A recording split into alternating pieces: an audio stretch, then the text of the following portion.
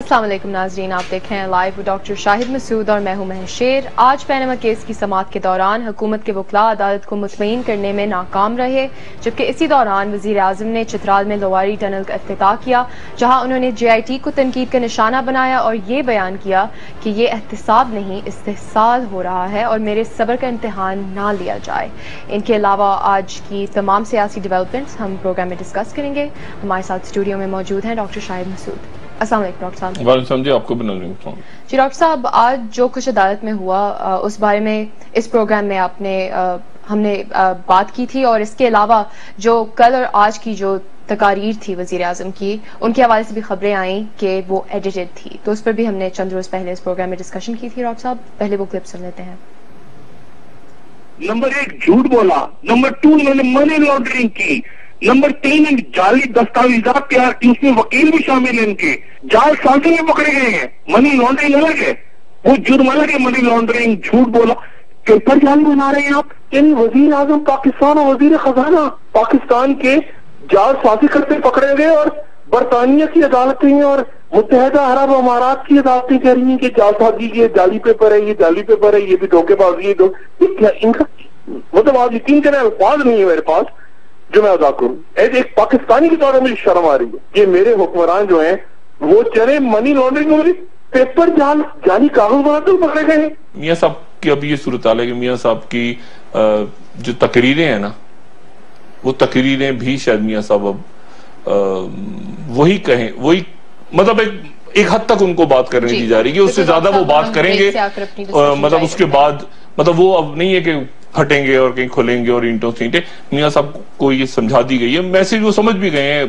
کسی نے کہا ہے یا نہیں کہا کہ مجھے کہاں تک بات کرنی اور کہاں تک نہیں کرنی۔ وہ جو تھا نا کہ میرے سینے میں بھی راز ہیں اور میرے یہ بھی، وہ سارا میرے خیال سے وہ نوبت نہیں آئے گی، اور وہ میاں صاحب کو سمجھا بھی دیا گیا ہے کہ محتاط انداز میں بات کریں۔ بس اس سے زیادہ میں بات نہیں کرنا چاہتا، اسی لیے میں کہہ رہا ہوں کہ ایرریلیونٹ ہو گئے کافی حد تک۔ جی ڈاکٹر صاحب، جیسے کہ آپ نے کہا ایک حد تک وہ اپنی سٹیٹمنٹس دیں گے، اور آج انہوں نے یہ بھی کہا کہ 2018 میں بھی وہ الیکشن جیتیں گے۔ ایک تو الیکشنز کی طرف معاملہ نہیں جا رہا، یہ معاملہ جو ہے یہ احتساب کی طرف جا رہا ہے، افراتفری اور احتساب کی طرف جا رہا ہے۔ اور دوسری بات یہ کہ میاں صاحب، یہ کل میں نے جو بات کی تھی کسی بنیاد پہ کی تھی کہ تقریر کے حوالے سے، آج میاں صاحب کی وہ تقریر جو ہے وہ براہ راست نہیں چلی، اس میں یہ بھی بات کی جا رہی ہے کہ نعرے لگے گو نواز گو کے، لیکن میری کچھ یہ اطلاع بھی ہے اور کچھ گمان بھی ہے کہ میاں صاحب کو جو سمجھایا گیا تھا کہ آپ، یا کوئی مشورہ دیا گیا تھا کہ آپ نے ایک حد سے زیادہ بات نہیں کرنی، آپ وزیر اعظم پاکستان ہیں اب تک جی، تو میاں صاحب وہ لیمٹس کراس کر گئے آج، اور انہوں نے نہ صرف توہین عدالت کی، جے آئی ٹی کو بھی گالیاں دیں، اور بھی بہت ایسا کچھ کہا جو کہ بطور وزیر اعظم ان کو زیب نہیں دیتا۔ مسند احمد سے حدیث ہے، رسول اللہ صلی اللہ علیہ وآلہ وسلم نے فرمایا کہ